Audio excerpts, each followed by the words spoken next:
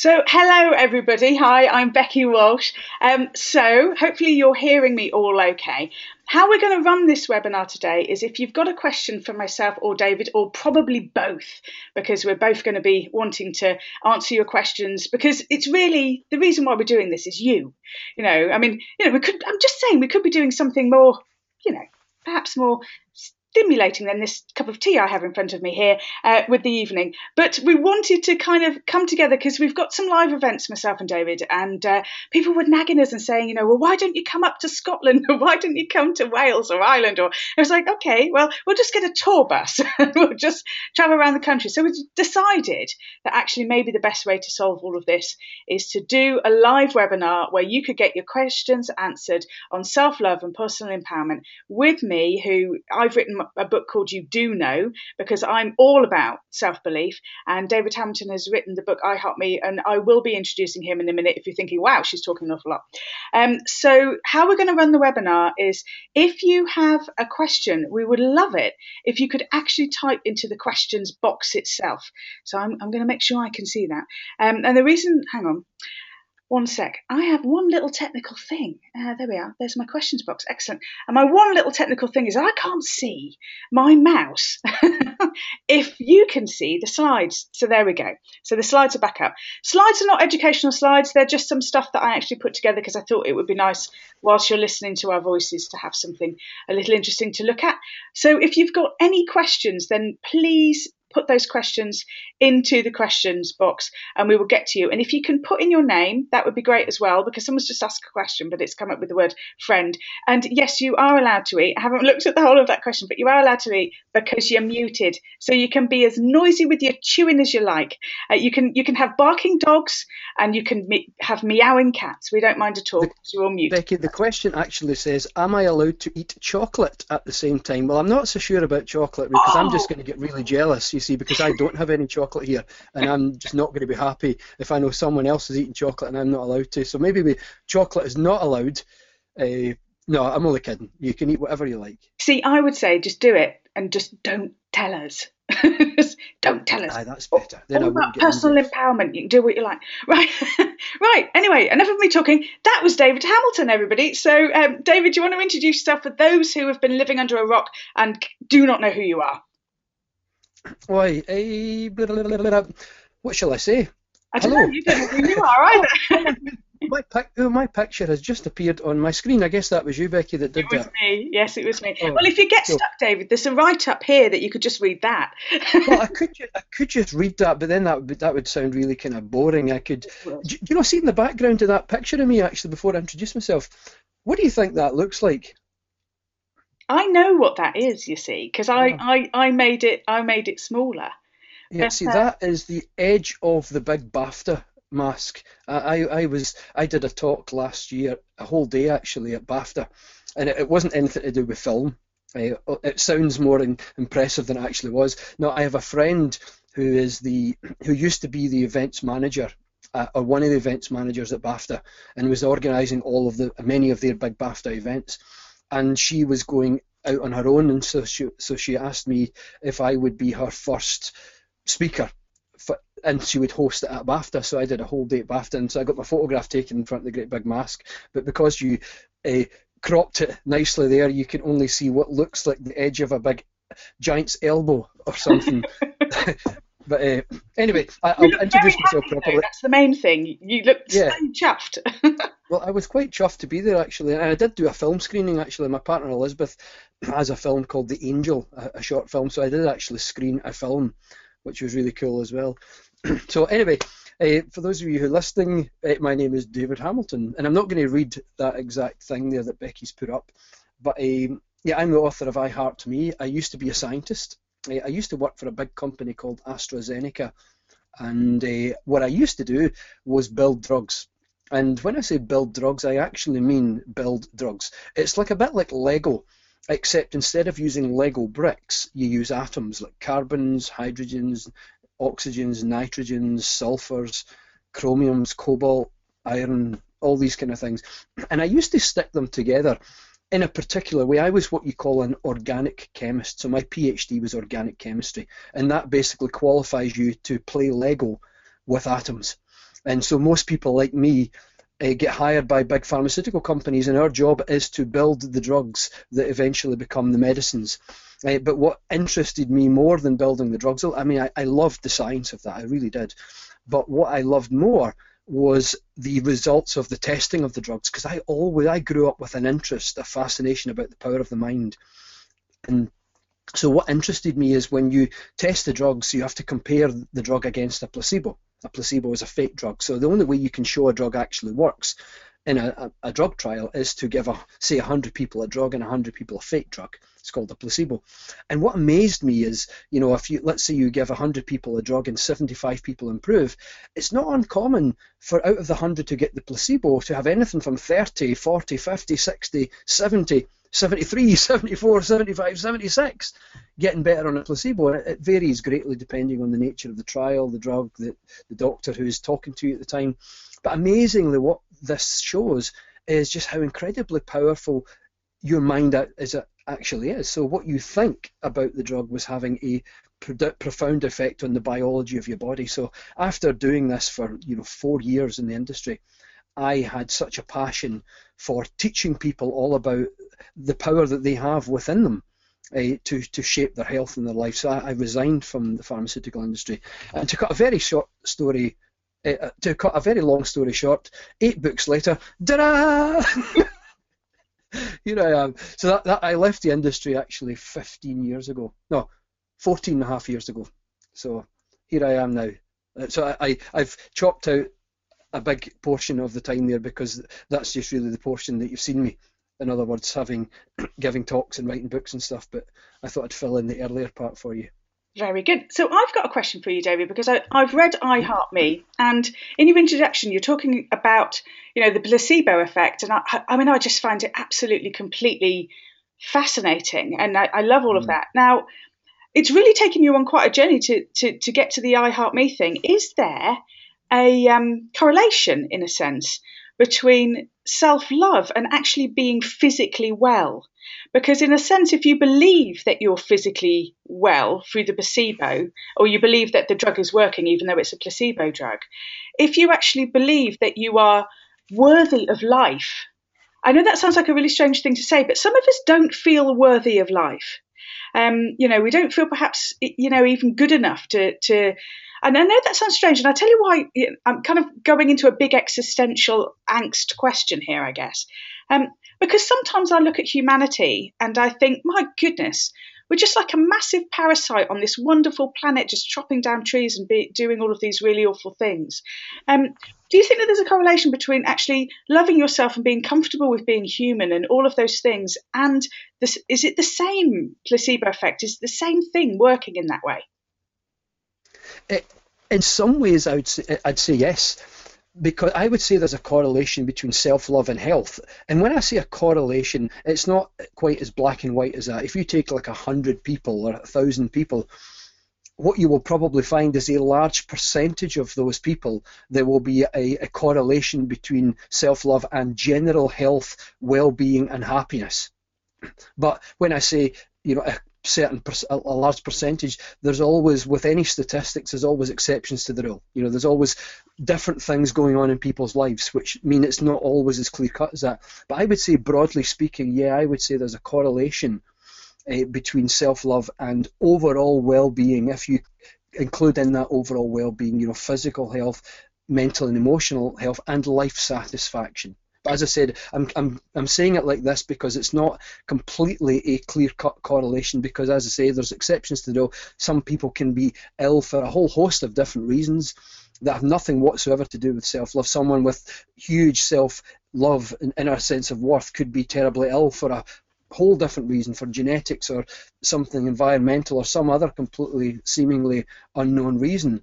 But in general, if you averaged it out over a large portion of people, I would say there probably will be a correlation. And I can say that from my own perspective, because as I've worked on my own self-love over the last 2 years or so, I have found my life becoming healthier. And I'm saying life very broadly speaking, like my physical self, my happiness and life satisfaction. If I had to add take the whole thing, group it together, I would say yes. my health in that sense has improved in relation to the growth in self-love. Now, a very serious question here, David. If I was to eat chocolate and believe it would make me thinner, okay, maybe. Well, actually, Becky, Really? there is no such thing. Despite what medicine would like to say, probably there is no such thing as the exact effect of a food on the body, outside of severe poisons and stuff. But for general things, there is no clear-cut effect of one particular thing. There is the effect of something, let's say chocolate, and the degree to which chocolate affects you positively or negatively is very much swayed by your own thoughts about eating chocolate. You see, so I do believe that. And I do get quite cross at looking at posts on Facebook that talk a lot about, this thing and you're doomed, and this thing and you're doomed. There was actually one about tea where it said, tea's actually really bad for you. I mean, and not just like English breakfast tea, but tea generically. And I was like, I wish I hadn't. Yeah. It's annoying. Yeah. It's very annoying. Right. So, next slide. I'm pressing buttons now. Hang on. Oh. Now what have I done? Should you introduce yourself, Becky? Yeah, I better had. So I get carried away with your work, David. I can't stop talking to you about it. So this is me, little face on the screen. I would call myself a bit of a communications expert. I'm known best for my work with intuition. And the reason why I got involved with intuition is because I'm dyslexic. And I actually feel that there are multiple ways in which we know what we know. But most of the time, we focus on the brain that you took to school, as Ken Robinson would talk about. So Ken Robinson.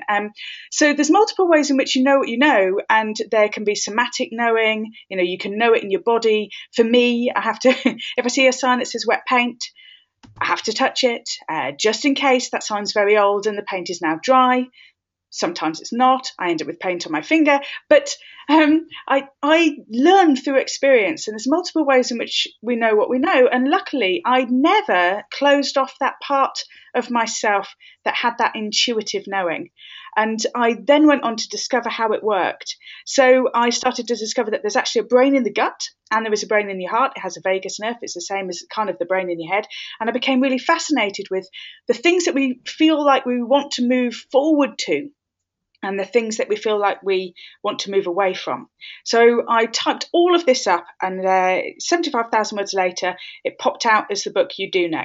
I'm a radio presenter, and everything that I do kind of comes under this one belief of trying to move people out of fear and moving them further towards love, really, in all sorts of variations of love, but real self-belief, because when you do know, you can't be controlled by other people. You can't be controlled by governments or by fear or by anything, because you don't get to a state of ambivalence where you just close everything off, because there's one thing that you can trust in your life, and that's you.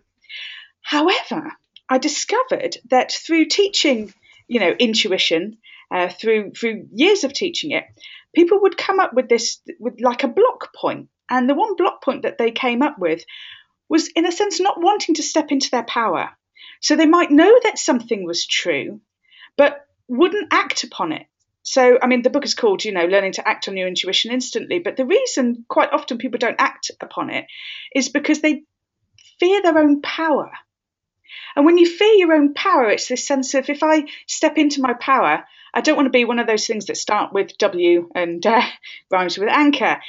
So this is why I've got my little icon of a little anchor no entry sign, because we don't want to become an egotist.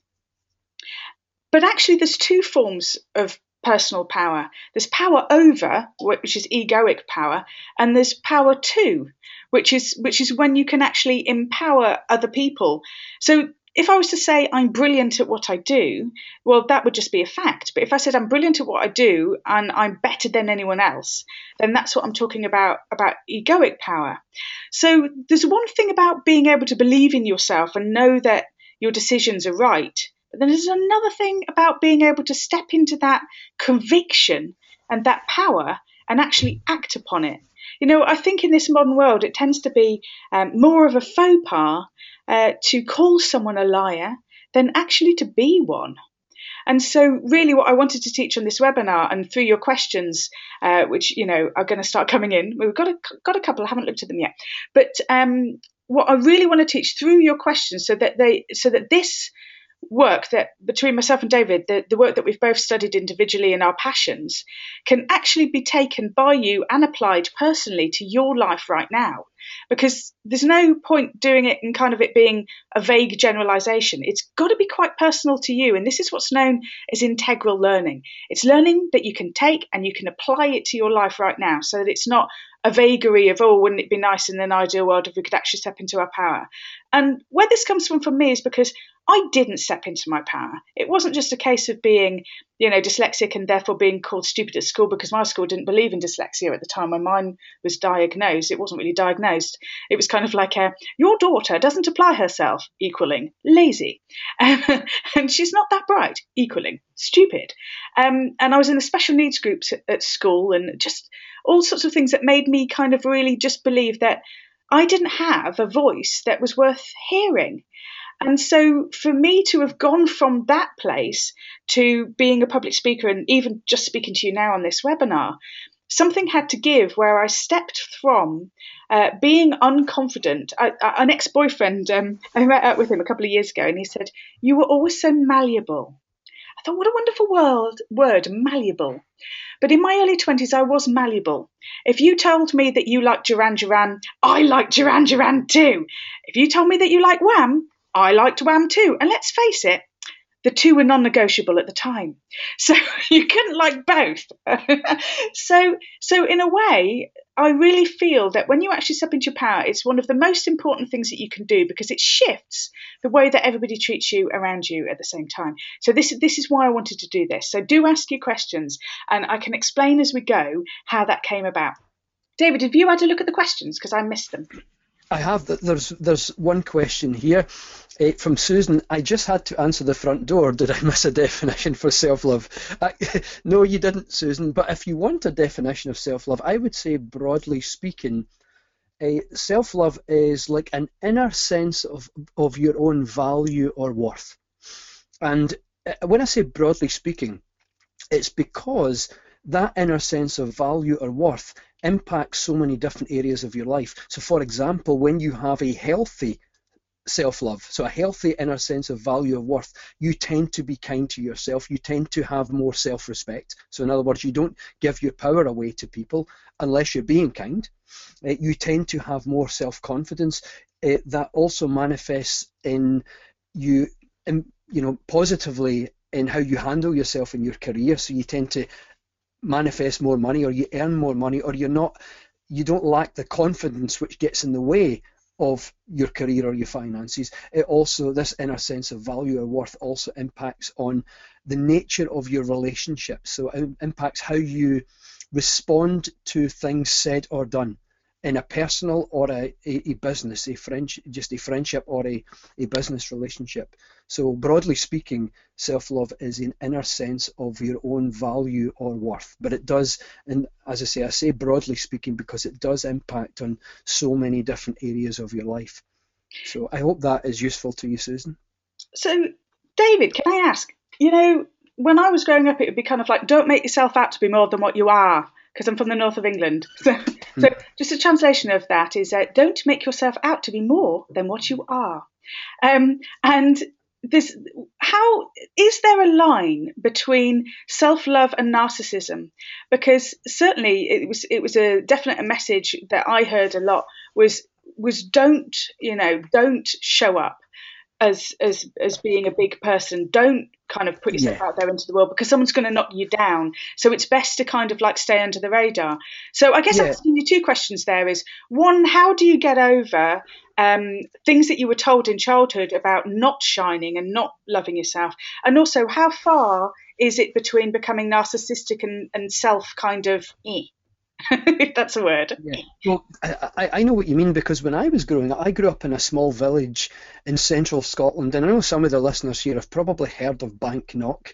If you haven't heard of Banknock, you've probably heard of Stirling.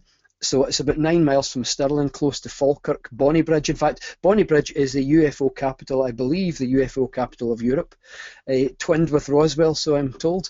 So I live 2 miles from Bonnybridge. That's where I grew up.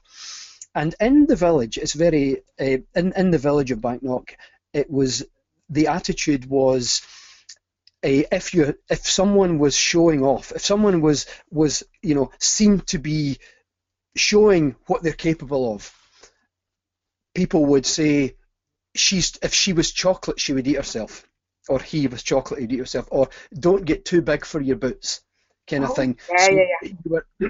you were discouraged from showing a healthy sense of self-love, and this is because people confuse self-love with narcissism. And there's a big difference.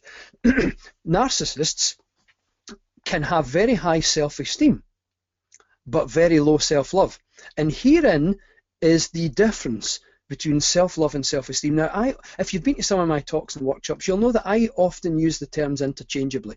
And for the most part, you can interchange self-love and self-esteem, and no one complains. They really mean the same thing for the most part. The difference is when you're dealing with narcissists, and this is where the difference is. Someone could have high self-esteem and low self-love, and it depends where you get your sense of worth from. So, for example, if you get your sense of self-worth from your successes and achievements in life, then you might have high self-esteem, right? So your self-esteem is inflated through the successes and the achievements of your life. But what if you're doing this to show off, or you're doing this because you want to prove yourself to, let's say, a parent or a sibling or a boss at work? And what happens then if you get your sense of self-worth from successes and achievements in life? If something goes wrong, if you fail, for example, or if you get a bad review, for example, if you're in the arts, it's devastating. And so your overall emotional state gets a hammering.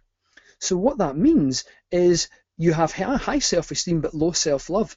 If you had high self-love, then it wouldn't matter to you so much if you failed or if you got a bad review. Yes, it would give you a little knock, but what you would also have is self-compassion. And the self-compassion would be that little bit of you that understands that, you know what, we're all human. Everyone makes mistakes. Everyone screws up from time to time. So if you have a healthy self-love, then you derive your sense of self-worth not just from your successes and failures in life, but from your overall sense of yourself, your overall feeling of value. And also, if something goes wrong, you have self-compassion. So you could say self-esteem plus self-compassion equals self-love. So self-esteem and self-compassion are not always the same thing. Narcissists tend to have high self-esteem but low self-love. So when people are being narcissistic, in a sense, they're trying to show you that, look how great I am, because inside they really don't feel great at all. Inside they feel really small. And the reason why they're trying to show off and they're trying to show you how great they are is to fill that void that they feel inside themselves, that lacking of that inner sense of value or their own worth, which ultimately is the definition of self-love, is having that inner sense of value and worth. So does that answer the question, Becky? Perfectly. And it actually reminds me of something I was saying to a client the other day. We were talking about confidence. And I said, confidence is overrated because it can be knocked. But actually self-faith is the key, because you can never knock somebody's self-faith, really, in a sense. It's almost like confidence seems to be more brittle. And so I can see there's, I know it's all about words, isn't it, really? But trying to find, that word for this and that word for that. But it does seem that confidence is overrated. But self-faith, when you believe in yourself, and I often use this analogy, which is if a train fell off the tracks and everyone else is covered in blood and you're perfectly fine, a miracle survival, what would you do? And most people say, well, I'd help. And the other side, get on the phone and I'd help, or I'd go round, with my scarf and make tourniquets or something exciting. And I say, well, how do you know? And they go, I don't know. I just know that I would help, because there's an inner knowing until it's been knocked. And that's where our faith is, where we know something at a core level, because we know about our values and we know what we value. So we know about the reactions that we would take from our values. But then as soon as our confidence is knocked, then we start to doubt whether or not we could respond to our values. But of course, the values are actually connected to your faith in yourself, not really your confidence. And confidence is an egoic state, really. And I think that faith is like a spiritual state. It's an inner state. It's something that's it's more like a willow tree than an oak. It's malleable and pliable, and it moves, which is very good. We had an email question in. It was put on Facebook, David, so I'm just going to run this by you, and it's from Jackie. So Jackie, pick your ears up. My question is, I strive to be my authentic self, but battle with wanting to impress others, especially in the company of strangers. Very similar to what we were talking about a moment ago. I find myself talking it to myself in my head, that, Jackie, come on, you don't need to impress anyone. You're just lovely as you are. Then I do the opposite. How can I relax and just simply be me? What do you think, David? It's a lot of the ways that we habitually. One of the part of the question there, it actually nailed. It shows you where the answer comes from, because even though you know what to do, something stops us actually feeling the way we want to feel or saying what we want to say. And the reason for that is how we've been conditioned to think about ourselves. And what usually happens in the first 6 or 7 years of life, the way our sense of self-love is literally wired into the brain. And it's not always the case, but for most people, most of the time, your sense of self-love is really wired into your brain the first 6 or 7 years of life. And then what happens as you go through your life is you then respond to people and circumstances in your life through this wiring in the brain. So sometimes we try to tell ourselves something else, but we end up doing the opposite because this deep sense of ourself is controlling it. So the way I approach this kind of situation, and I've had to do it for myself, because when I started working on my book, I Heart Me, I had to learn self-love for myself. It was an area that I really struggled with in my life. And the way I've approached it predominantly is by literally rewiring the brain. And if you rewire the brain, then what happens is that even when you know what to do, you find yourself actually acting on what you know, and you find yourself saying and believing what you're telling yourself. And the reason for that is because the brain is growing and changing all the time. And if we stop feeding certain areas of the brain, then just like a muscle weakens if you don't use it. If you exercise a muscle for several months or years even, then you stop using it, then gradually that muscle weakens and atrophies. The reason it does that is because it's mirroring how the brain works, and what happens is areas of the brain also shrink down if you don't feed them.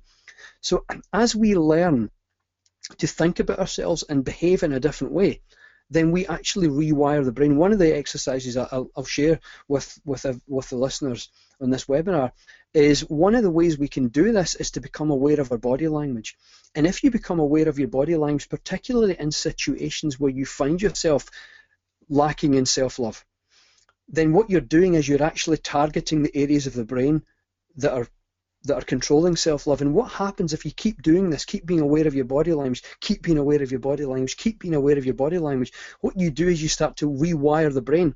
And after a portion of time, and sometimes it can be very quick, without even trying to do any positive thinking, what happens is your brain actually rewires itself in the self-love areas, and you find yourself then confronted with a situation actually believing what you're telling yourself in your head, and therefore because of that you find your behavior is completely different from how it was before.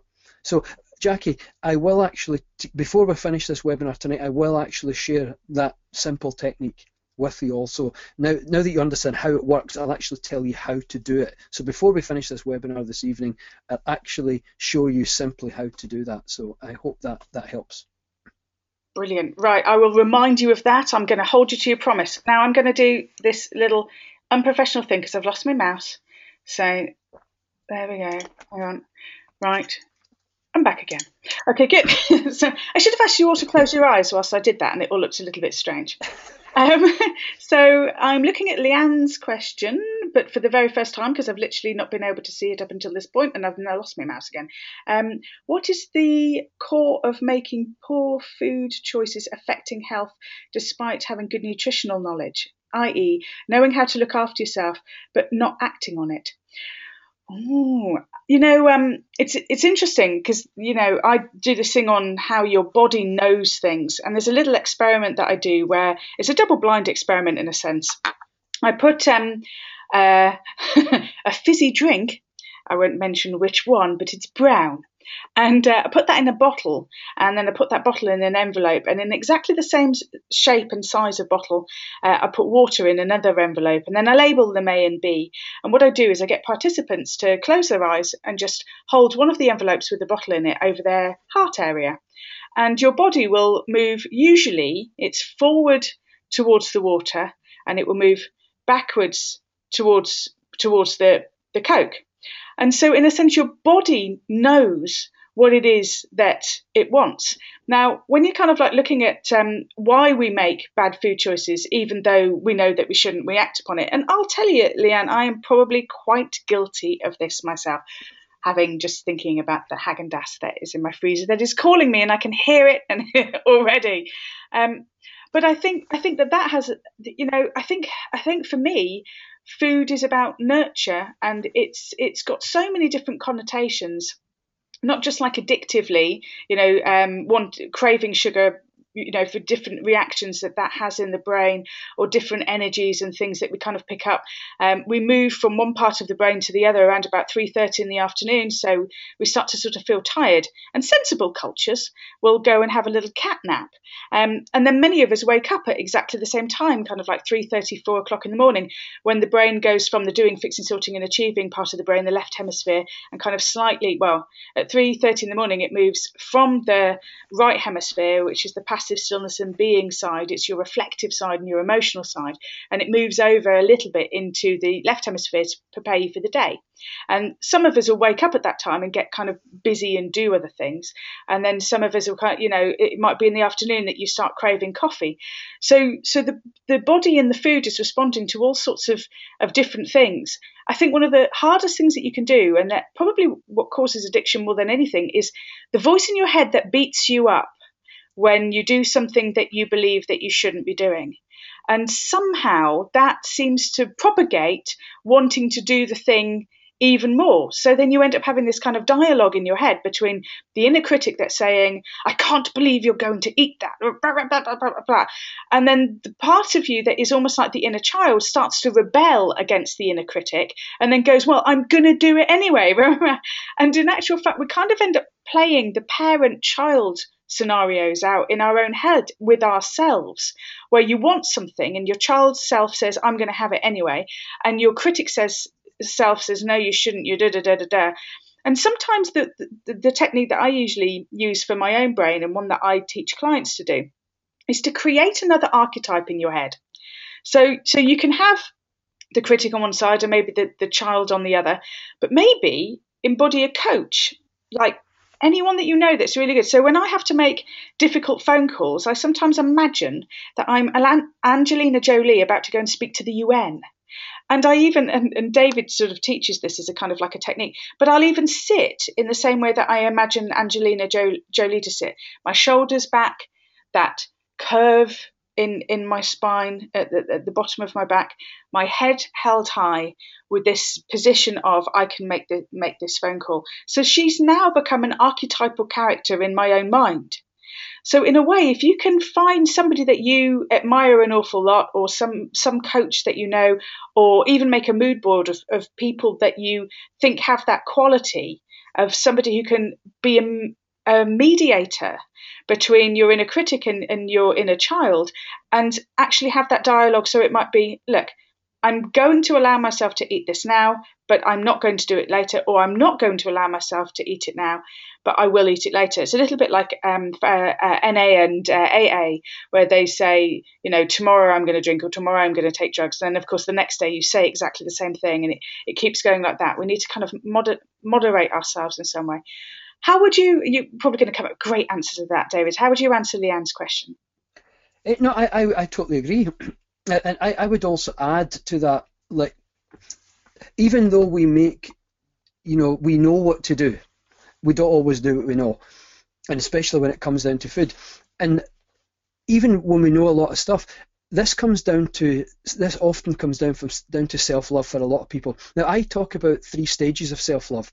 And stage 1, which I would estimate based on everyone that I know and interact with, that most people spend a lot of their time at stage 1, that broadly speaking says, I am not enough.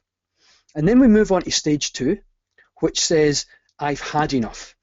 And then stage 3 is I am enough. So we go I'm not enough to I've had enough to I am enough. Some people this takes a week, a month. Most people it takes decades. It just depends, if you know what to do. And what happens, let's say a person is dieting, but your state of consciousness is I am not enough. What happens then is even if you find yourself losing weight because you're motivated and you're doing all the stuff, people eventually put the weight back on because you're coming from a place that says I am not enough. And as long as that I am not enough is calling the shots, then what you will probably find is the wiring of your brain saying I'm not enough will find a way to sabotage yourself and literally snap you back to something else that confirms I'm not enough, i.e. gaining all the weight. So the key to this kind of thing, especially when it's around nutrition, is work on self-love first. And if you can move up to I am enough, then what happens is what I call the acceptance paradox, right? Often people say, well, I don't want to love myself because let's say a person was overweight, and they said, because this has come up so many times at workshops that I lead, and someone feels, I don't want to love myself because I feel I'm overweight, and I don't want to love this, I want to lose weight. And the acceptance paradox comes in, it says, the moment you accept yourself, change becomes spontaneous. In the act of accepting yourself, you move from I am not enough to I am enough. And from a state of I am enough, change is spontaneous. And the spontaneous change that occurs is you spontaneously feel you want to make healthy choices. So from that state of I am enough, diets are more likely to stick because there's nothing pulling you back. Your brain is now saying, I am enough. So therefore, it will influence your behavior, your language, your speaking, what you end up doing in your life to maintain that state of I am enough. So I would say that's often self-love is at the core of making poor food choices. And if we work on self-love first, it's much easier to then make healthy food choices from then on in. So, David, would you say that it's worthwhile kind of waiting until you've got to that place of I am enough before making any fundamental decisions that you've failed at repeatedly before? Yeah, maybe I shouldn't have said wait until. It's not necessary to wait until, but at least, because sometimes people need to make healthy choices for health reasons, but at least be aware that self-love is very important in the equation. At least be aware of it and work on accepting yourself. This is what the acceptance paradox is. The moment we accept ourselves, we develop self-love. So in the accepting of yourself, rather than therefore just accepting something you thought you didn't like about yourself, you find yourself making healthy choices because you feel better about yourself. And it's called the acceptance paradox, but you can work on that at the same time as making healthy choices. Doesn't necessarily have to be one or the other. But I would say if you are trying to make healthy choices in your life, whether it's for health or whether it's through weight loss, at least work on self-love at the same time. At least do it at the same time, and don't wait until you've lost all the weight or become healthy before you start working on self-love. Because if you do it before you work on self-love, then you might find it harder to stick, harder to keep that up. But if you work on self-love either before or at the same time, it's much easier to stick with the healthy choices. So, David, I put into practice some of the things that you're saying here, having read your book.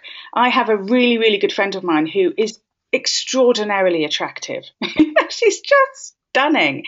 And I have programmed myself to look in the street. I look at how many times guys check her out. And which is quite often. She doesn't notice, she's completely oblivious to it. And so I'll kind of elbow her and go, look, there's another guy looking at you. Look, there's another, which must be very annoying. And I decided to actually, within the book and sort of to really sort of think, and I did a bit of mirror work And I'm new to mirror work, and I haven't stopped giggling about how silly I feel. So I started doing some mirror work, and I was like, kind of like, look, I look nice, yes, ish, yes, I do.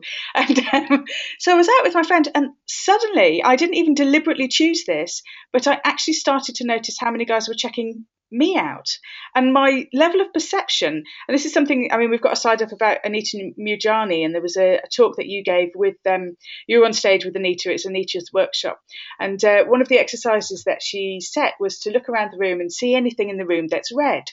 And so everybody kind of, oh, yes. And then she said, okay, so what did you see that was black? And then, of course, you're thinking, oh, I don't know, not very much. Most of the things were red. And then you look around the room and you see everything that's black. And you go, oh, I've missed all of that.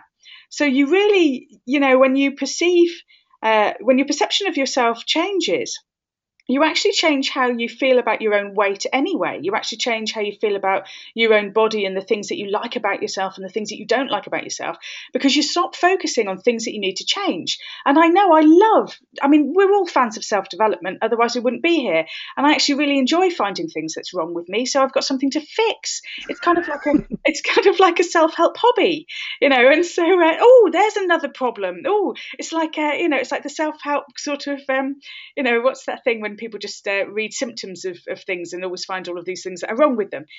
And I think that sometimes we can be in danger of doing that. And so just that change of perception, to stop looking for what you need to fix and start accepting what's really there, is just absolutely magical, because suddenly you see yourself in a different light, and then everybody's reaction to you isn't what you thought it was. So I've stopped looking at how attractive my friend is and how many people are looking at her, and actually noticed that I'm not such an unhottie myself in the right light. So just see how I have to carry out that. I just had to.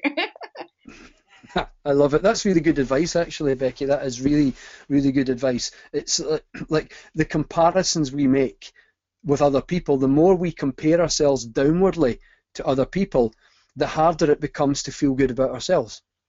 And although it's an effort sometimes to start to look at the things about ourselves, there's an exercise that I met a woman on one of my workshops, and she was teaching Japanese women with low self-esteem this exercise.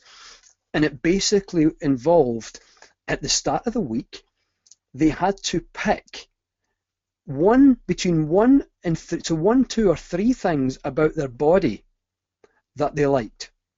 So it might be they might even maybe one person, the only thing they can think of that they like is their ears or a bit of their hair or their toenails or something. But what they have to do for that week is they have to accentuate that thing. So maybe they would wear an earring on that particular ear, or a different earring that brings attention to that ear, or do something with that side of their hair or something, or paint their toenails. But they were to do something with these 1, 2, or 3 things. And it sounds like the smallest thing, but amazingly, that exercise, over a period of a few weeks of practicing it, that exercise had massive effects on their sense of self-love. Massive effects. And it was just stopping because what happens is you stop comparing yourself to other people, and you start initially kicking and screaming. You start to notice some of the things about yourself, and then the balance begins to tip, and you start to, without even trying to, you start noticing some of the things about yourself that other people see that you tend not to see yourself. Yeah, it's very true. Others see us in completely different lights, don't they? I'm going to mess around with the slides again so I can get to our next question. There we go. I was only missing a line of it, but that's not bad. Oh, yes, we've got quite a lot of questions coming in. I'm sorry, I didn't realise that. Sue, I don't know who this one's from, but she said, I've recently read all about codependency. Was shocked to learn that the behaviours they described growing up in an unhealthy environment was me, struggling to know who me is and what I've learned to survive. So how do I trust me? Oh my goodness, what an absolutely fantastic question. That's, the how do I trust me stuff is really, really important. Let me see if I can get back to the slides without losing no, I can't. That's fine. In fact, I'm just going to leave the slides alone because I think that the questions are actually more important. So that's, yes. Forget all of the stage management and making it look pretty. I'm sure you don't mind at all. David, do you want to dive in on that one? Yeah, I would say the place to start with this, again, coming back to something I said earlier, for most people, the how we feel about ourselves, the sense of self-love, becomes wired into the brain in the first 6 or 7 years of life. And when I say wiring, I don't want that to sound permanent, because the brain is changing all the time. And many of you listening are probably familiar with neuroplasticity. Neuroplasticity basically says that the brain is always growing and changing. In fact, neuroplasticity is why you're able to learn something new at any particular age in your life. If, for example, I started to flex my index finger on my right hand, if I had to do that for like 5 or 10 minutes a day and do that every day for a fortnight, if you took an MRI of my brain before and after, what you would see is the area of the brain called the motor cortex connected to my index finger will actually have grown like a muscle, right? So I'm telling you this for a reason, because what happens when we're growing up, when we're children, is we learn often from parents, from people that we spend most of our time with. We learn from them, and it's not uncommon for children to develop the same level of self-love as their parents. It's because you spend a lot of the time with them. But it doesn't mean that it's permanent, even because it's wired. Just like if you stop using a muscle as much and the muscle begins to weaken, if we start working on self-love at any age of our lives, what happens is through neuroplasticity, we begin to rewire the brain. So even though a person, for example, this question, might have grown up in an unhealthy environment and found that all the behaviours about dependency were literally becoming habits, for example, it doesn't mean that that's permanent. Because of neuroplasticity, that can be changed at any particular age. And the starting point for this, I would say, is not to be trying too hard to find who me is, right? And this comes down to self-acceptance. What if, for example, you decided, rather than, if it's causing me stress in the struggle to discover myself, what if I decided not to try too hard to discover myself and let myself discover me?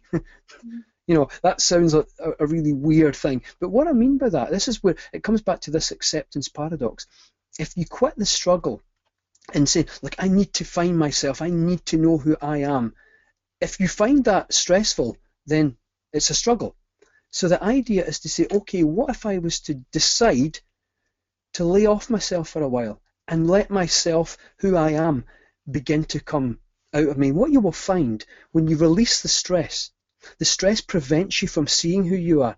And if once you release the stress, and you release the stress simply by the starting point of saying, I'm not going to struggle to find myself. And when you begin to release the stress, what happens is the way in which you do things and think about things will reveal themselves naturally to you, and you'll start to notice, this is who I really am. You'll find that situations and environments will cause you to notice your actual real authentic self.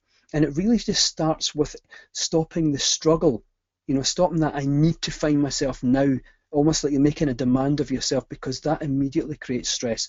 So the moment you release the stress, you will find yourself naturally moving towards the person that you really are.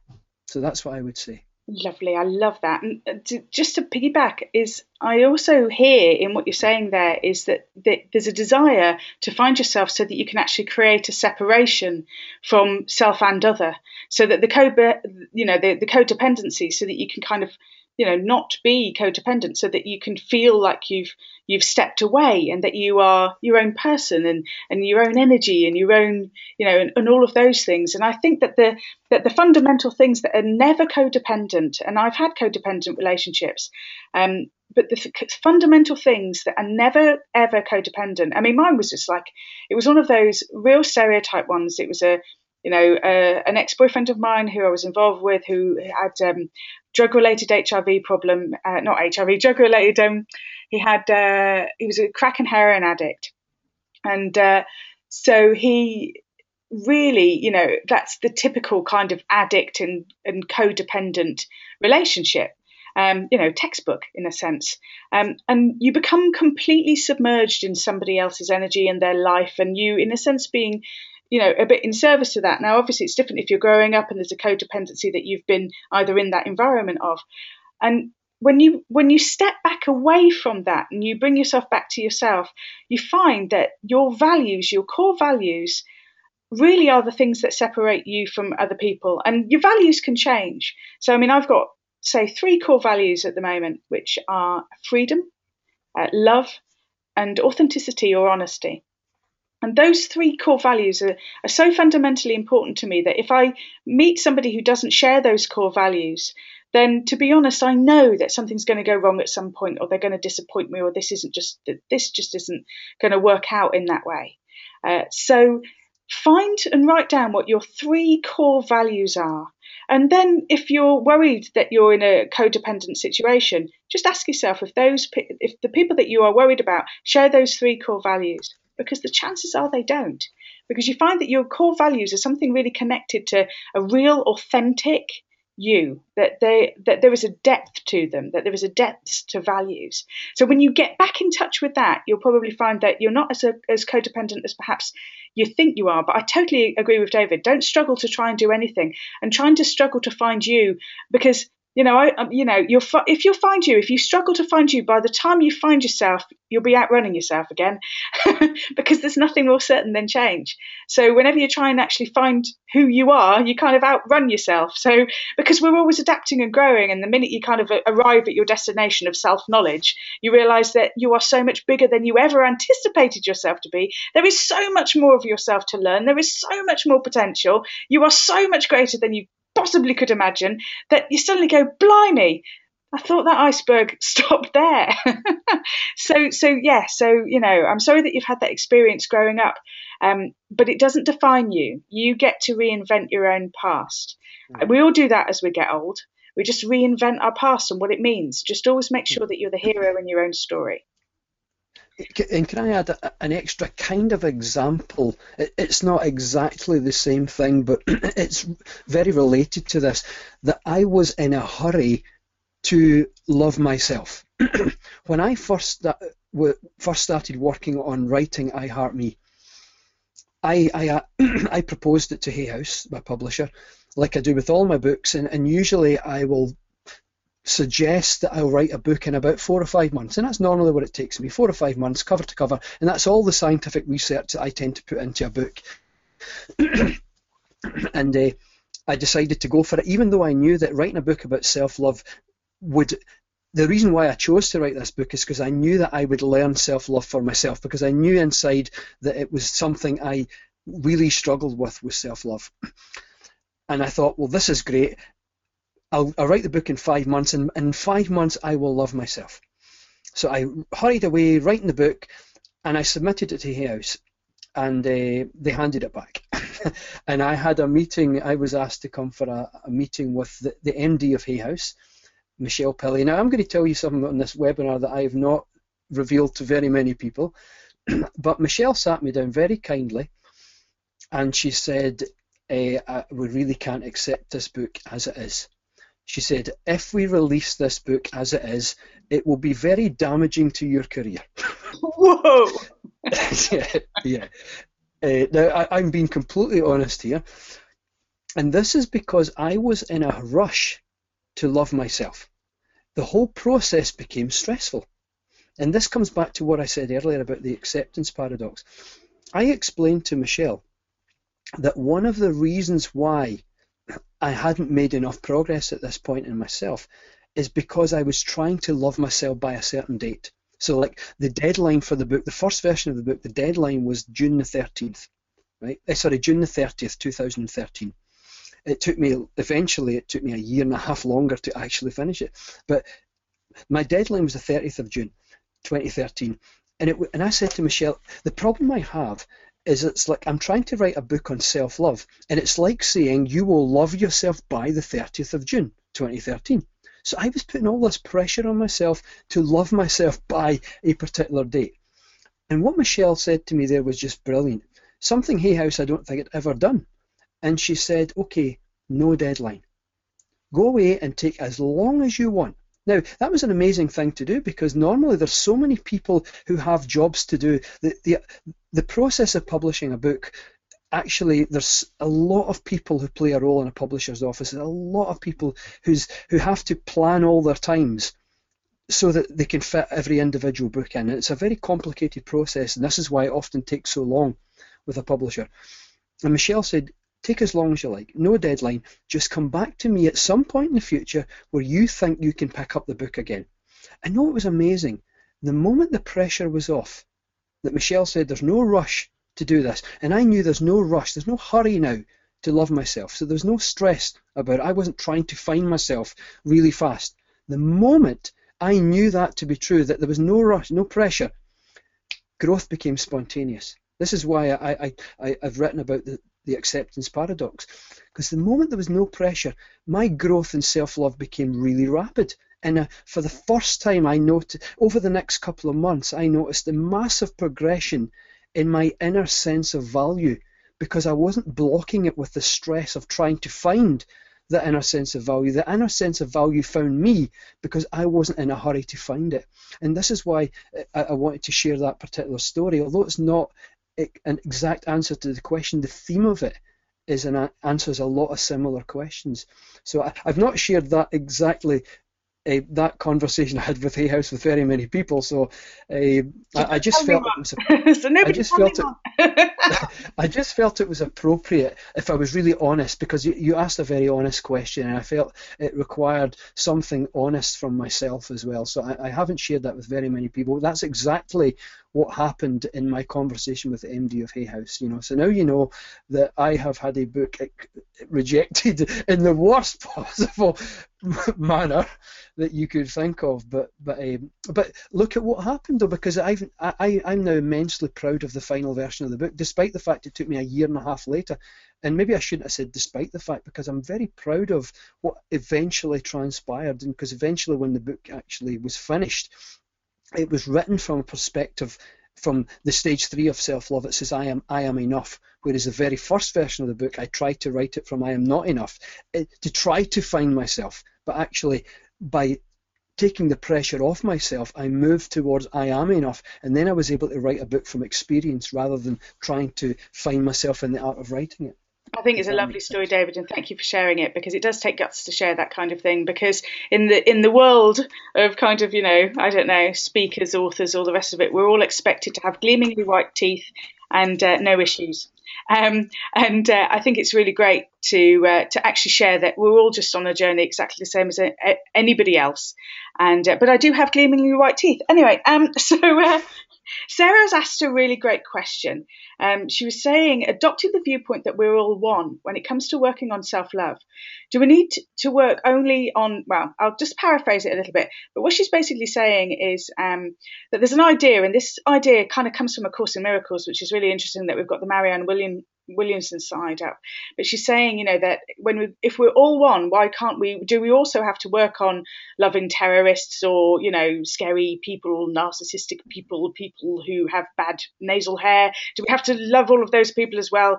And I'm going to sort of answer that a little bit, Sarah, because it's something that I've struggled with. I went to a Course in Miracles conference, and my big question, which I was asking anyone who would listen, which is, if there's only me in the room, so if we're all one, this is very Course in Miracles and non-duality thinking, but if we're all one, I swear to you, I didn't create animal cruelty. I couldn't have come up with it. I couldn't have dreamed it or imagined it. So we can't be all one, because I didn't come up with that. But maybe I did. So, it's a very interesting thing. And that idea of kind of like loving even what you hate, I think it's a really, really tall order. And for me, when I tried to practice that as a spiritual discipline, to love everybody equally, and, that Ho'oponopono idea as well, that, thank you, forgive me, I love you, and I've forgotten the other one. But the idea that kind of thing is transformational, I really, really struggled with it. I did start practicing sending love to people that, I had difficulty with, or people I didn't get on quite well with. And I did see dramatic changes and results in our relationships. But I think that the first thing is, to me, just start with the small stuff. Because when you love yourself, really step into your power, then you don't really need to do the hard stuff, which is loving everybody else. Because in actual fact, I actually believe it changes the way that the world reacts towards you. So the more you can actually love yourself, the more people don't actually create an awful lot of the, I mean, they may be jealous or whatever, but you can have compassion to it. It reminds me of, there was a beautiful looking woman stepped out of the bathroom. She looked like she'd been poured into this skin tight red dress.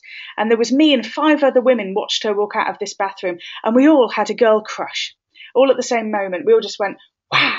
She looks amazing. And we started saying she looks amazing. Oh, wow, she looks really amazing. She looks absolutely, oh, wow, yeah, nice heels, nice hair, absolutely amazing. Then I took an intake of breath to say, I bet she's wearing one of those all-in-one things that you get from Marks and Spencer's. What are they called? Spanx. And then I suddenly stopped myself. Why did I want to do that? Because by bringing somebody else's value down, we somehow believe that we're raising our own value. And that's what happens when you're being disempowered. You always feel like you need to drop the value of everything else.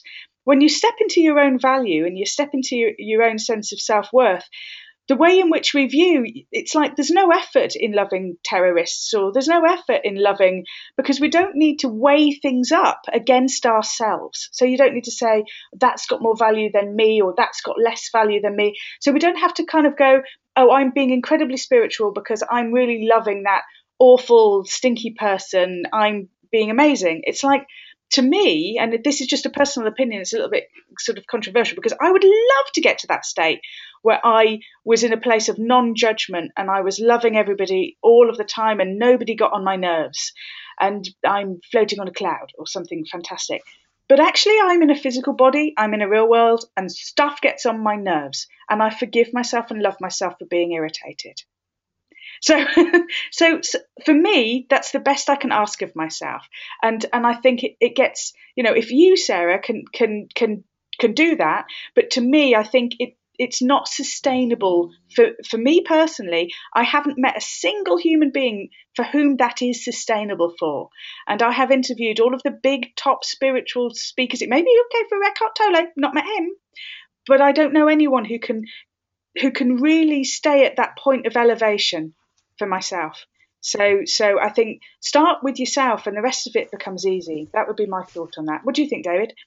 I would totally agree with you. I was just about to say also that exactly what you've said. Don't be in such a rush to be completely enlightened. One of the biggest impediments to enlightenment is being in a rush to be enlightened. Because the act of rushing to be enlightened continually reaffirms that I'm not enlightened. So, and again, it comes back to that acceptance paradox that I've said. But what I've found is if you start to work on self-love, what happens, Sarah, is that you don't necessarily immediately start to love everyone, but you start to develop a greater understanding for everyone. And I would say work on that first. Rather than just saying, okay, I know the spiritual thing, because I've been through all this. When I first left the pharmaceutical industry years ago, I used to think that I had to walk around enlightened. So I used to put my hands behind my back because I'd seen some Buddhist monks do that. And I used to have to speak really slowly. And I found that I became a master of what I call the law of personal repulsion. I started to repel everything that I wanted in life, because I wasn't being my authentic self, and my authentic self at that time wanted to laugh, wanted to there was no harm in being the center of attention, because I get really energetic sometimes, really excited about things, and oftentimes I become the center of attention, and I thought, oh, that's egotistical, I can't be doing that. But it wasn't egotistical at all, it was just me expressing my authentic self. So the moment I stopped trying to be enlightened and said, well, maybe enlightenment is actually just about accepting myself no matter how I am, then what happens then is you start to not necessarily love everyone around you and everything, but you start to move towards understanding that wee bit better. And if you can at least aim for that first, rather than just the 100% enlightenment where you think everything is we are all one and we sit meditating on a cloud. I mean, personally speaking, I'm not there yet. It's certainly, you use an example, for example, terrorists. For me, the biggest difficulty I would have towards accepting things is animal cruelty. And Becky mentioned that because I fell in love with a dog. I lost my dog Oscar in November last year, and he was only 2, and he died of a very aggressive form of bone cancer. And I absolutely fell in love with Oscar, and something happened to me through that process that now whenever I see animal cruelty, it makes me feel sick. I couldn't possibly embrace someone who was being cruel to animals. Now, does that mean I'm not enlightened? Well, if I define enlightenment in that way, then I would just cause myself stress. But what if I accepted the fact that that's how I feel right now? Then that I move towards a greater feeling of wholeness, because I'm not conflicting. I'm not mentally conflicting with how I actually feel. And I think that says more about enlightenment than the feeling that I have to just love everyone. Maybe at some point I will find a greater understanding. I would say I can understand, but I don't necessarily love and accept. I'm not there yet, possibly because the emotional intensity of being in love with Oscar and then losing Oscar was so strong. I don't feel like I'm there yet, if there is an actual particular destination. Do you know, I love that bit in the book, because I was curling my toes and laughing, because I always wanted to be the person that walked into the room like Mother Teresa and just sent out an aura of calm. And to be honest, I'm the most uncalm person you could ever meet. So not going to happen. So we've got a question in from Janie, who's asked about, is narcissistic equal to egotist? In my mind, like, for example, when we've look at particular brain patternings when it comes to psychopaths and parts of the brain that don't light up on MRI scans, or even do light up on MRI scans. I don't know that much about narcissism and how that works out, but to me, I would say that there's some similarities between something actually going on really in the brain. Now, an egotist is usually the opposite of an egotist. They usually don't have very much sense of self-worth or self-esteem, so they have to push it out there as if they are the big I am.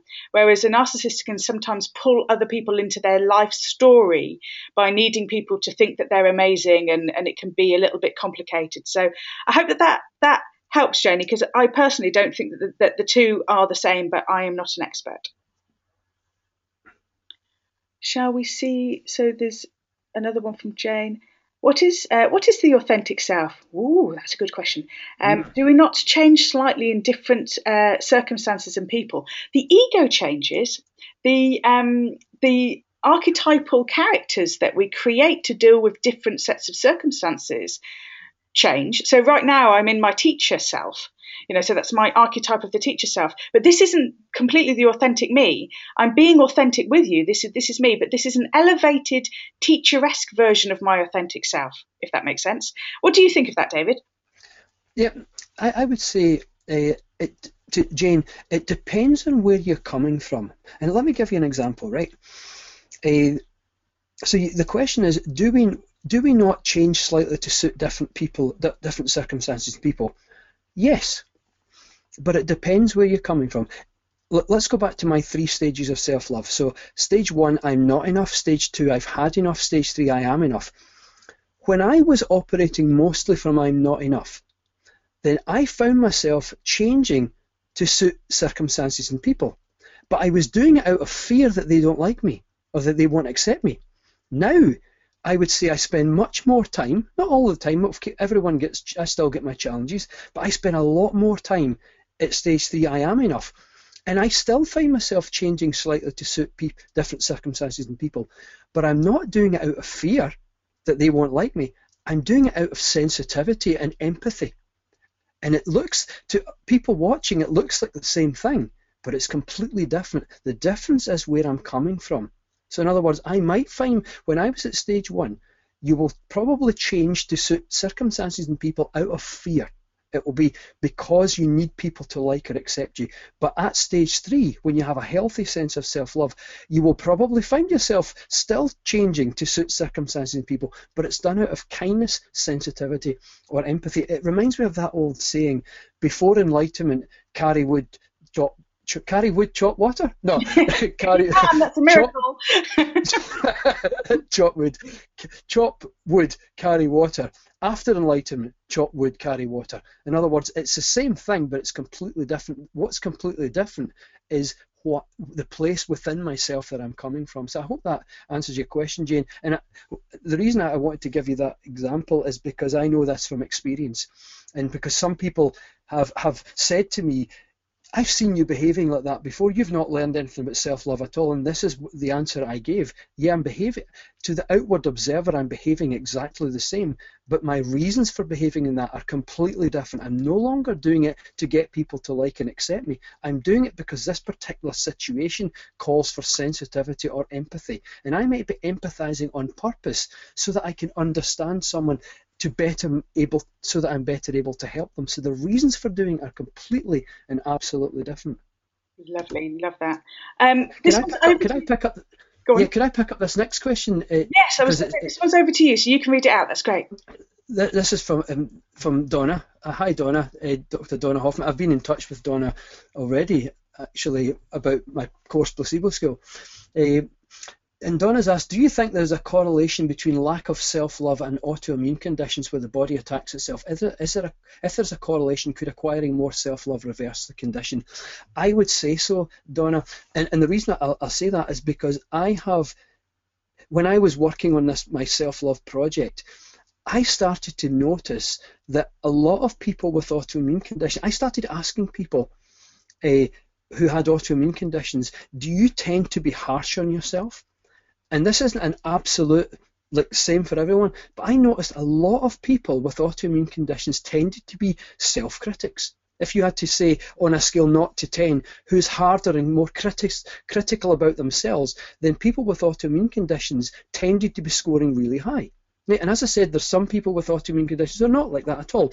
But as a generalization, I started to notice this trend, Donna, that people, it's almost like an autoimmune condition is where the body's attacking itself.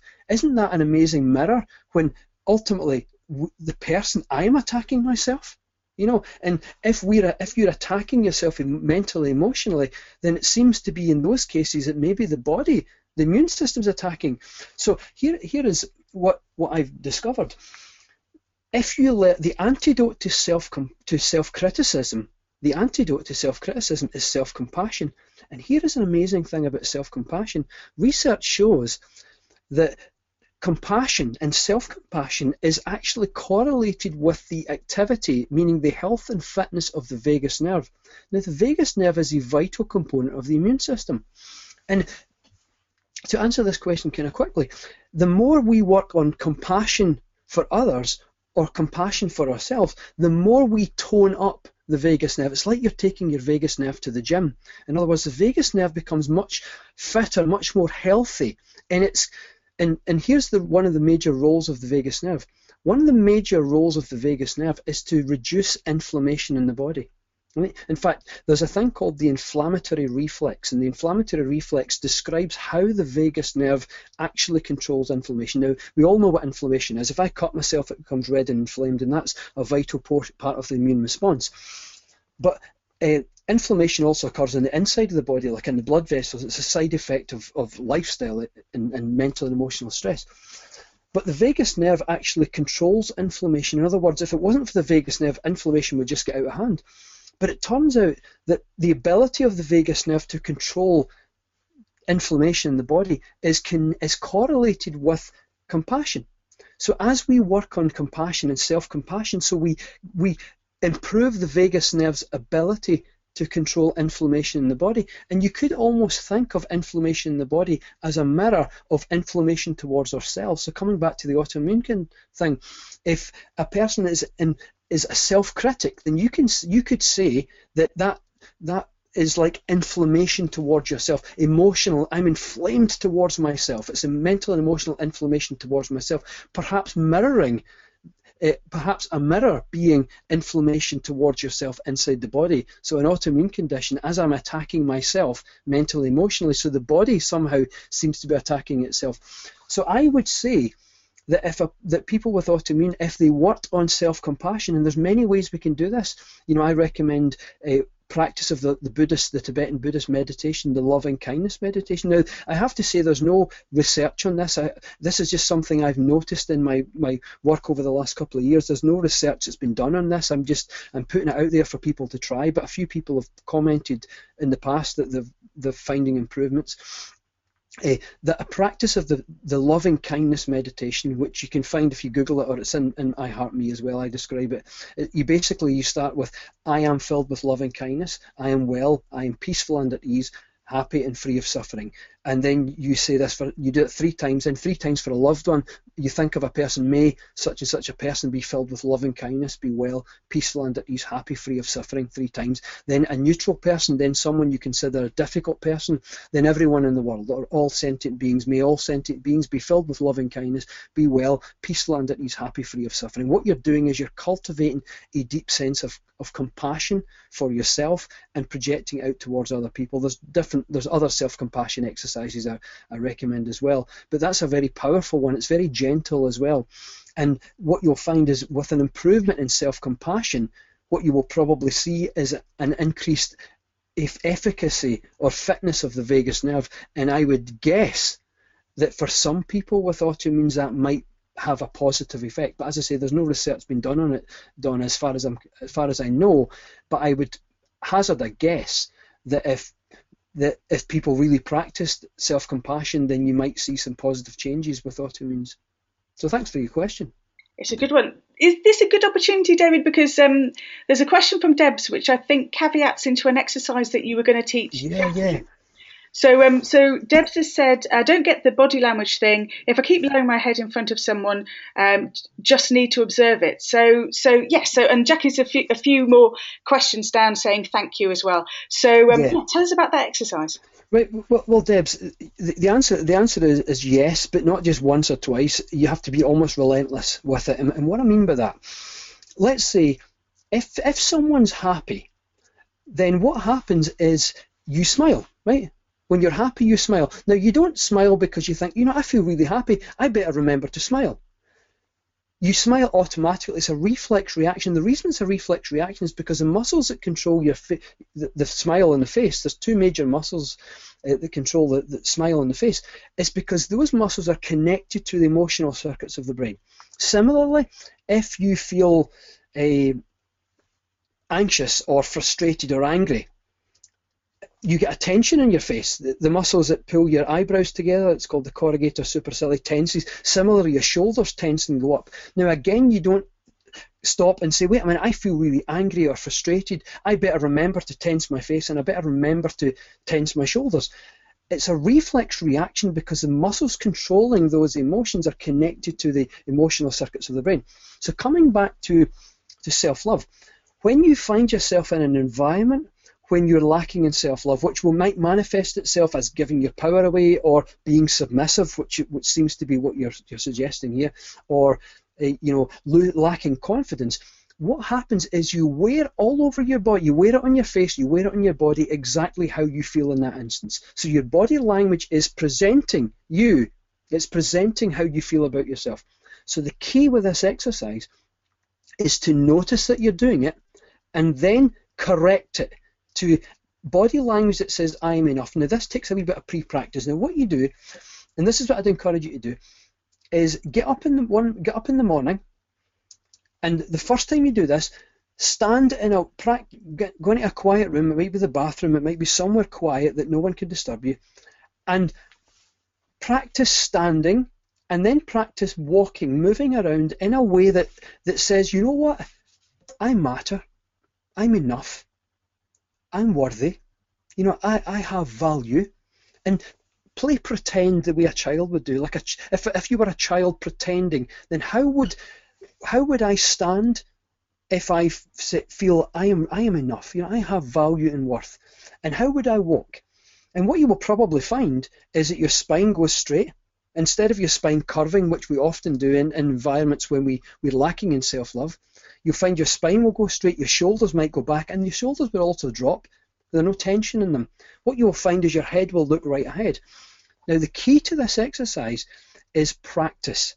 And what I encourage people to do is stand a daily exercise for a couple of weeks is to stand in what's called a power pose. And a power pose basically just lengthens your spine and relaxes your shoulders and you look straight ahead. Think Wonder Woman, or Superman, the way they stand, right? And there's research at Harvard, Debs, that actually shows that if you stand in such a pose called a power pose, in just 2 minutes of holding that pose causes a massive change in the biology of the body, moving it away from stress and towards an inner sense of self-confidence. Now, that might sound remarkable in 2 minutes, but I'm telling you, in 2 minutes. And what happens is the hormones associated with stress massively drop in that 2 minutes, and the hormones associated with self-confidence massively increase in that 2 minutes.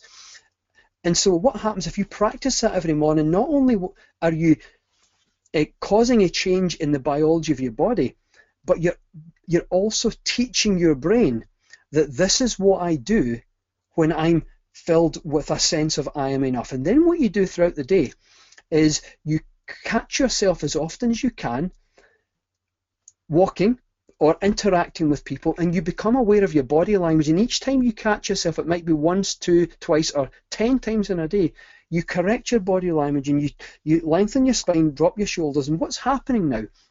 Because low self-love was causing yourself to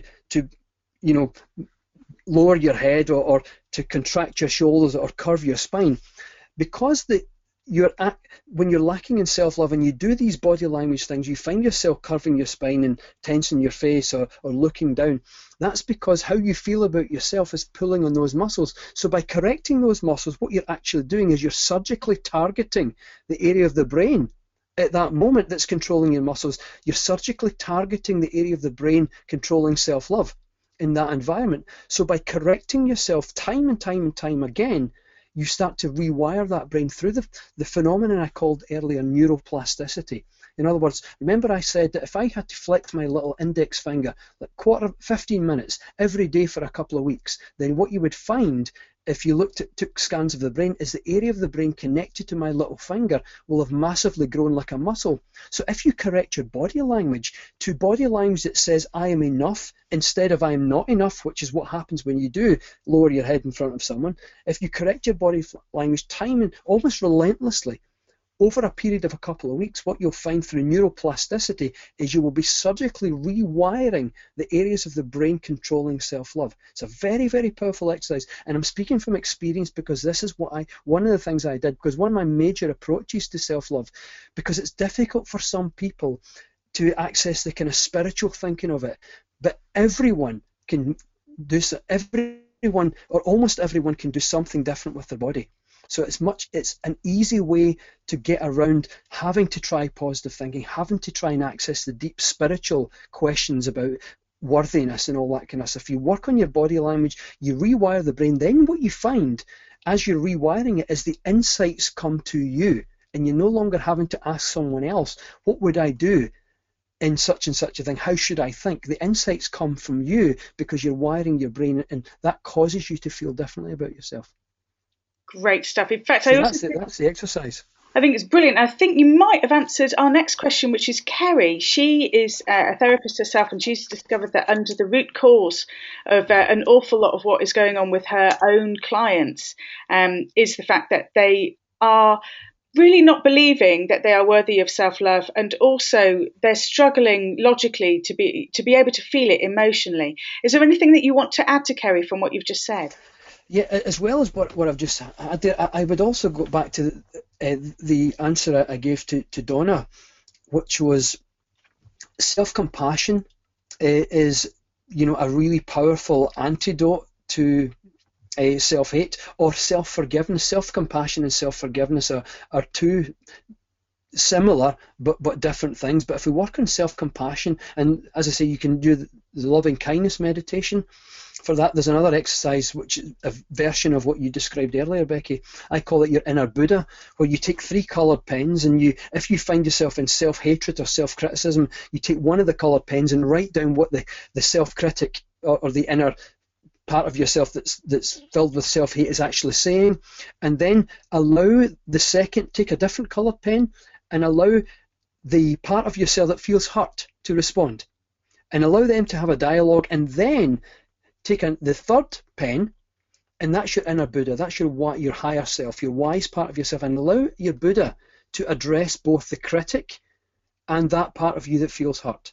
And then allow the three of you to have a dialogue, the critic, the person that feels hurt, and the Buddha. And allow that dialogue to unfold. It might take 5 minutes, it might take an hour.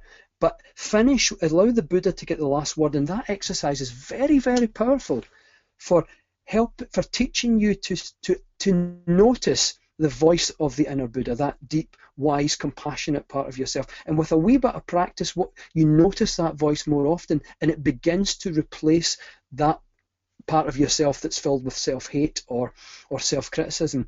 And so when you work on that, it's much easier then to work on other things if you take care of the hatred first. It's very true. We're running out of time, so we're going to see if we can get to the end of the questions list. So we'll do our best. James wrote in and said, "My biggest challenge in life is accepting that not everyone is on the same page as me." I don't know what you're talking about, James. Be okay with that.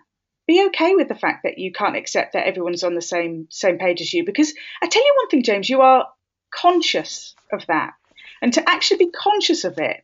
Because there's a lot of people that are not conscious of other people not being on the same page. They just kind of, in a sense, judge them badly. So it makes me think of my stepdad, who just thought that every other driver on the road was an idiot.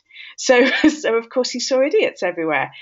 So I think it's really great, the fact that you're actually just aware of the fact that that's a challenge for you, and maybe it's not necessarily a bad thing to just be being a witness to that. What do you think, David? And I would say exactly that, James. You're one of the few people who really are aware of it, and being aware of it itself is about the best thing, because then you can. I tend to have a playful attitude to things. One of the things that I find makes it easier to make tweaks and changes to how I do things is to take a playful attitude. So if I say to myself, if I'm aware of it like you are, James, and I say, you know what, just for today, I'm going to cut people some slack. I might just pick one or two people. I'm going to cut that person some slack. But I say it in a playful way. It actually, because of the way the brain works, is when you take away the stress, the fact that bugs you, for example, you take away the stress of it, you create a different association in the brain. And the association in the brain you're creating is it actually feels okay to cut people some slack. So if you take a playful attitude to it, it really, really helps. You know, because I've had a similar kind of challenge myself, James, and I'll be really honest with you, I have had a similar challenge to that. And that a lot of these things I found are a lot easier if I take a playful attitude to the issue. Then I don't criticise myself quite as much either. Absolutely. I think that's really, really important. It reminds me of that joke of the person going up the escalators as people going down, and every time someone goes past, he goes, twat, twat, twat. Oh, she's nice. Twat. Twat. Hopefully you're not as bad as that, James. So we're running out of time, and so yes, we're kind of I just want to tell you about a couple of things, and then we'll see what time we've got left for the questions. But there's a couple of things I want to tell you about. One is David's giving away 5 copies of his book. I'm giving away five copies of mine. But technically, what I need you to do is send me an email to becky@beckywalsh.com if you want to be in with winning one of those books, and put into the subject line either David or Becky, and then we'll know which book it is that you want. So if you look at the slide now, that's got the email address, becky@beckywalsh.com, to win one of those books. We're also doing 2 shows, so I'm just going to flash up that slide as well. Well, 2 shows. We're doing a show and also in an evening event in Bristol. So we're doing It's All About Me. Most of the tickets are sold now. We've got very few tickets left, but you might still be able to get hold of them. The evening show's on in Bristol. It's going to have a huge amount of humour in it, because David's naturally very, very funny, don't you know? Yes, you are. And and so we're kind of like, it's like a bit of a self-help style comedy evening with nice theatre lights. So it's in a theatre in Bristol called the Alma Tavern Theatre, which is a lovely little tiny intimate theatre.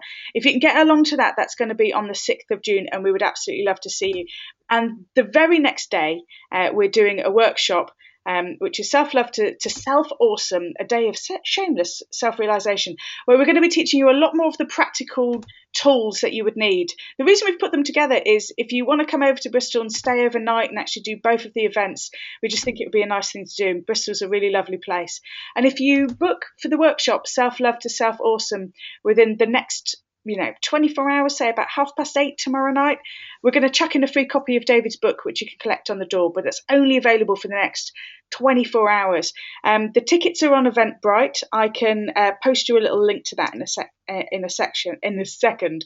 Otherwise, you can find that on my website, David's website, Facebook, Eventbrite. It's all over the place. So those are the things. So we've got like 1 minute left. So we've got 1 minute left. That's that last slide. Who should we go for? What should we do? Let's have a look at this one here. This is actually a really great question. What would you advise regarding relationships that you know are toxic, but you keep repeating the cycle and getting hurt and feeling guilty and not trusting that intuition of yours to step out and answer and just walk away when something isn't working? Is that a lack of self-love? In my mind, it's a number of different things going on. Sometimes we end up in bad relationships that are kind of like something that seems like a system that we sort of have to go through. I call it the washing machine effect. It's like you can't walk away. It's like the washing has stopped, the spin cycle is over, but you can't get the washing out until the machine goes click. It's like some relationships are just like that. It's like there's a sense where you can't seem to walk away from it until it's done. But to me, who was an expert at having particularly disastrous relationships, the more I have built my self-love and self-esteem, the more I have stopped attracting those kinds of people into my life, because I was really just attracting people who were kind of, in a sense, proving me right about how I felt about myself. And that stopped. That absolutely has stopped. I don't attract people like that into my life. And if I do accidentally fall on top of one of them, if the minute I'm being treated badly in a relationship, I walk away. And I think that you sometimes have to act as if you've got self-esteem before you've got it, because it really helps. So sometimes, you act as if somebody who had self-esteem, and then you walk away because you know what that should be like. What do you think of that, David? That's a brilliant answer, Becky. A really, really brilliant answer. Very well, thank you very much. I don't think I could add anything to that. I mean, that really is a great answer. Thank you. I'm going to look through the rest of the questions that you've asked, because obviously we're completely out of time now. And if there's any that I feel that are pending, I'll shoot them over to David, and he can perhaps put them on the Facebook page for this event, so that we can kind of like answer those. But just to say, just thank you so much for taking part. We really appreciate you turning up, especially on the live webinar, because there's a million and one things you could have been doing this evening. So we're very, very grateful that you joined us. Very pleased. We've recorded this webinar, and so you will get a recording of it sent to your inbox. So you can replay it and go back over those questions again if you want to. So I guess it's goodbye from me and goodbye from him. I was just about to crack the same joke. Well, I would have said her instead of him. We're going to have such good fun in Bristol. I can't wait for you to be here. This is going to be a real giggle. If you can make it along to the workshop and the events in Bristol, then please do. If not, I can highly recommend David's book. So do get a copy of that. But I can highly recommend Becky's book. We ought to just like do that massage thing in a line where you rub each other's shoulders. It'd be quite good. Becky, you have. I'll just say this publicly. Becky, you've interviewed me 2 or 3 times, because for those of you listening, Becky is a radio presenter. Becky does little jobs for the BBC, and she also used to run a radio show called The Psychic Show. And Becky was the very first radio interview I ever had after I had my book published.